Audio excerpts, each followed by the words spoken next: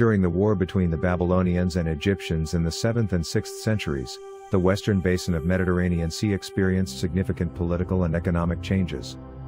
Jerusalem was caught in the middle of the conflict.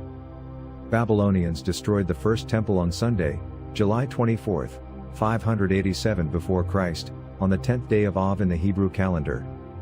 The Jews were taken into captivity to the rivers of Babylon. As a result of this exile, the Jews observed their religion in a profoundly different manner. Approximately 20% of the Hebrew Bible's verses deal with the destruction of Jerusalem and the captivity of the Jews. Jerusalem's destruction and the burning of Solomon's temple remain one of the most dramatic stories in the Bible. The text informs us that they slew Zedekiah's sons before his eyes, that they put out Zedekiah's eyes, and that they bound him with brass fetters and carried him to Babylon. Mulek's story begins at the time of great destruction, when he was the only surviving son of the king. The destruction of Jerusalem affected Mulek personally as a child. At this time, away from Jerusalem, on the island of Jerba in the eastern Mediterranean Sea, the Phoenicians were strong and were able to give protection to the Jewish prince from the destruction of the Babylonians. At the time of Mulek, Hanno the navigator had at least 30 ships and 60,000 men with which he set out to discover lands beyond the Straits of Gibraltar from Carthage.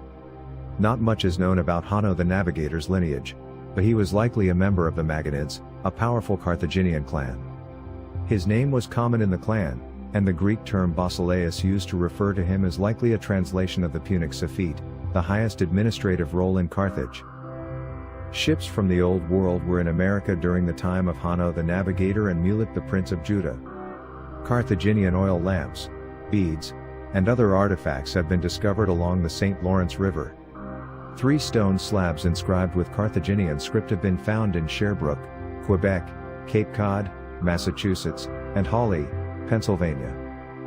The world's oldest ship replica is being reconstructed in Montrose, Iowa, on the west bank of the Mississippi River. Volunteers have donated more than 7,000 hours for the ship's restoration.